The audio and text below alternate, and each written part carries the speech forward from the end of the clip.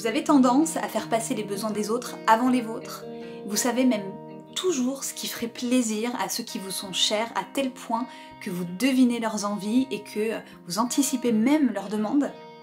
Si c'est le cas, c'est probablement parce que vous fonctionnez avec le driver fait plaisir. Et ça tombe bien, on en parle dans cette vidéo.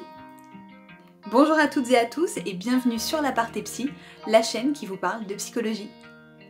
Et on termine cette série sur les drivers avec le plus sympa, le plus sociable des drivers, le fameux fait plaisir.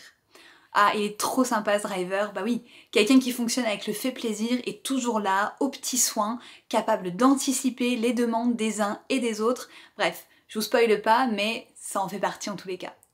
Comme d'habitude pour ce driver, je vais vous donner deux exemples qui sont issus de ce que j'ai pu remarquer autour de moi. Et on parlera des signes aussi, des points positifs, des points négatifs, et surtout comment on peut faire pour communiquer avec un fait plaisir, et pour se laisser un peu tranquille aussi quand on est dans ce driver fait plaisir. Je vais commencer par vous parler de Sarah. Sarah qui est une jeune femme, on va dire, allez, une vingtaine d'années à peu près, qui passe son temps à répondre aux besoins et aux attentes des autres. Elle venait me voir à l'époque parce qu'elle se sentait épuisée, elle avait du mal à s'y retrouver, elle avait toujours l'impression de traîner une espèce de fatigue chronique. Mais elle savait pas vraiment d'où ça venait. Elle s'était penchée sur plein de causes possibles et imaginables, alimentation, dérèglement hormonal, bref, elle avait fait je sais pas combien de spécialistes, pour au final se rendre compte qu'en fait elle s'épuisait. Elle s'épuisait à essayer toujours de répondre aux besoins des autres, en se faisant passer en fait au second plan, en tout dernier. Elle n'en avait pas forcément conscience sur le moment, mais en travaillant et en discutant ensemble, on s'est rendu compte que elle comptait même plus le nombre d'heures qu'elle avait passé à rester au téléphone avec son amie qui était en pleine séparation, alors qu'elle-même était fatiguée et venait également de se séparer. Les moments où elle devait rattraper les erreurs de certaines personnes pour éviter qu'il y ait des conflits entre des amis qu'elle connaissait bien. Tous ces temps aussi où elle essayait de se comporter selon ce qu'on attendait d'elle, en étant souriante, en étant avenante, en étant agréable, alors qu'elle avait peut-être qu'une envie, c'était de rentrer chez elle et de ne parler à personne tellement sa journée avait été éprouvante. Bref, tous ces points en fait qui faisaient qu'elle se contrariait et qu'elle fonctionnait à contre-courant de ce dont elle avait besoin elle-même. Autre exemple maintenant, je vous parlerai de Enzo. Enzo, qui est un homme que j'ai accompagné, qui avait un gros souci par rapport au travail. Lui était en plein burn-out en fait quand je l'ai rencontré. Et selon lui, il était devenu inefficace et tout son problème en fait venait d'un problème de productivité. Il n'arrivait pas à s'organiser, à hiérarchiser, à prioriser, bref. Le problème venait de lui de toute façon, ça pouvait pas venir d'ailleurs. En creusant un petit peu, on s'est rendu compte qu'il y avait beaucoup de fois où il avait dû interrompre son travail à lui pour aider certains collègues, leur finir un dossier, répondre à des questions, arranger certaines personnes, intervenir même, tiens, en tant que médiateur dans un conflit qui couvait entre deux collègues, tout ça pour que l'ambiance en fait au travail soit la plus détendue, la plus agréable possible. Bref, c'est quelqu'un, Enzo, qui court vraiment après l'approbation et qui a besoin finalement d'être accepté, d'être apprécié et qui a une bonne ambiance autour de lui. Donc en fait son problème de productivité n'en était pas un, parce qu'en fait on s'est rendu compte tous les deux qu'il était très organisé et qu'il arrivait très bien à tout gérer. Le seul souci c'est qu'il s'en mettait beaucoup trop. Et c'est ce qu'on a pu travailler ensemble tous les deux, justement en revenant sur l'origine et sur ce fameux driver fait plaisir. Alors je suis sûre que parmi vous, il y en a qui regardent cette vidéo qui doivent certainement se reconnaître, ou même qui vous devez aussi avoir d'autres points peut-être qui vous viennent à l'esprit. C'est normal, on a tous en fait, maintenant c'est la dernière vidéo sur ce sujet donc je peux vous le dire, on a tous un ou deux drivers prédominants. L'idée c'est de savoir avec lequel vous fonctionnez, quels sont les signes qui peuvent vous mettre encore une fois sur le bon chemin. Comme ça, une fois que vous aurez repéré vos drivers, vous pourrez essayer de travailler en harmonie avec vos points positifs, d'essayer d'atténuer les points négatifs, les petits points de douleur on va dire, et surtout apprendre à communiquer avec les personnes qui vous entourent. Parce qu'il y a forcément ce genre de driver que vous allez pouvoir maintenant repérer chez les autres. Donc on va démarrer tout de suite avec le fameux fait plaisir.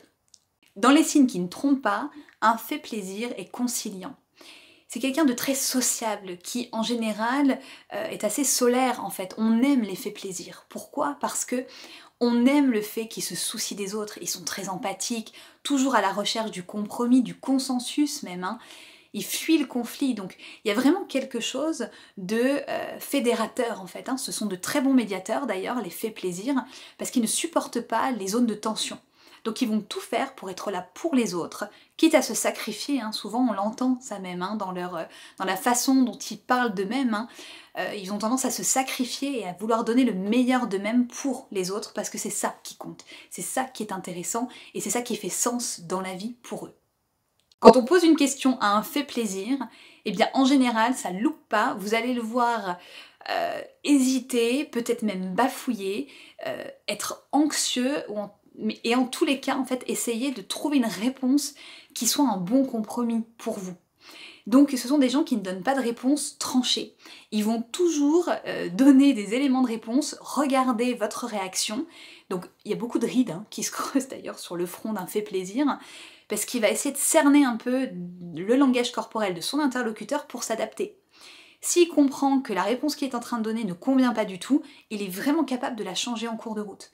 Donc parfois, ça donne un petit peu l'impression que la personne ne sait pas trop ce qu'elle veut, alors que ce sont des personnes qui savent en fait ce qu'elles veulent, hein, au fond d'elles-mêmes, mais qui n'arrivent pas à l'assumer. Et c'est ça la grosse différence, et c'est pour ça qu'on parle d'un driver fait plaisir, et non pas d'un schéma de fonctionnement, d'accord? C'est vraiment une limitation qui bloque la personne. Donc dans les points positifs, forcément, hein, les faits plaisir sont des personnes empathiques, fiables, serviables, qui sont dans le lien à l'autre, dans l'intelligence émotionnelle, dans la parole, dans le consensus, dans la discussion, dans l'échange, bref, sont de super bons médiateurs. Et ils créent de très très bonnes dynamiques d'équipe, hein. Quand on a un fait plaisir dans son équipe au travail, on est sûr d'avoir un bon lien d'équipe, une bonne cohésion. Quand on a un fait plaisir dans ses relations amicales, on est sûr d'avoir un groupe qui va pouvoir se fédérer, hein, autour de cette personne-là. Par contre, un fait plaisir en couple peut être très difficile à gérer parce que c'est une personne qui va être souvent indécise. Et ça me permet de vous parler des points négatifs justement. Un fait plaisir, par définition, va chercher à avoir l'approbation de l'autre. Donc, il va vouloir s'adapter à l'autre. Donc, ce sont des personnes qui ont beaucoup de mal à faire des choix, qui vont peser le pour les contre indéfiniment, qui vont toujours revenir sur leurs décisions de peur de faire du mal, et qui vont avoir beaucoup de mal à s'affirmer. Ce sont aussi des personnes qui vont fuir les responsabilités, parce que qui dit responsabilité dit prise de position, et ça c'est juste insoutenable. Et enfin, ce sont des personnes qui fuient aussi les conflits, parce que le conflit n'est pas un moment agréable, en tout cas de partage et de convivialité. Comment communiquer avec un fait plaisir? Eh bien tout simplement en lui faisant plaisir. Bon, ça paraît très simple comme ça, mais l'idée c'est pas de le flatter inutilement, mais c'est simplement de le rassurer. Un fait plaisir est un anxieux de base. Donc plus vous allez le rassurer, plus vous allez mettre en avant ses qualités morales, ses qualités empathiques, ses qualités humaines, plus vous allez lui permettre de s'ouvrir à vous et de vous écouter vraiment. Ensuite, vous pourrez lui donner des points de détail, vous pourrez lui partager peut-être des points à améliorer, mais toujours en essayant de rester positif. Rappelez-vous, la pire angoisse d'un fait plaisir, c'est de vous déplaire. Donc essayez d'être bienveillant, encore une fois, et prenez exemple, tiens, sur le fait plaisir, en essayant de vous mettre un petit peu à sa place et de l'accompagner pour cheminer vers ce qu'il pourrait faire de mieux. Mais essayez de ne pas le brusquer et surtout, évitez toutes ces phrases du style « tu n'es pas assez ceci, tu n'es pas assez cela ». On le retrouve très très bien dans les origines d'ailleurs du fait plaisir, hein. J'ai oublié de vous le dire, je vous le dis maintenant, bah, c'est comme ça, hein. Les aléas de la vidéo, ça montre que chez moi le driver soit parfait et pas franchement là, hein, et tant mieux. En tout cas, dans les origines du fait plaisir, on retrouve des personnes qui ont grandi dans des environnements où elles devaient finalement se faire passer après les autres. Vous savez, des enfants qui n'avaient pas la place d'exister pour eux-mêmes, soit parce qu'il y avait des drames peut-être dans leur famille, soit parce que leurs parents étaient préoccupés, soit parce que leurs parents comptaient sur eux, en fait, hein, pour les soutenir, pour être là pour eux. Donc en fait, ce sont des enfants qui ont appris très tôt le sens du sacrifice, justement, et le sens du don de soi. Ce sont des enfants qui prennent beaucoup sur eux pour ne pas faire de mal, pour ne pas blesser, pour ne pas embarrasser les personnes qui leur sont chères, parce que le principal pour eux c'est de protéger. Donc pensez bien à ça, hein, justement, quand vous êtes face à un fait plaisir, sa première préoccupation est de protéger l'autre et de ne pas lui faire de mal. Je finirai en disant que si vous êtes vous-même dans un driver fait plaisir, l'important c'est de vous faire plaisir à vous-même. Et ça, c'est pas facile. Soyez égoïste. Vraiment, cultivez un tout petit peu l'égoïsme. Posez vos limites et apprenez à dire non. Ça, c'est très important.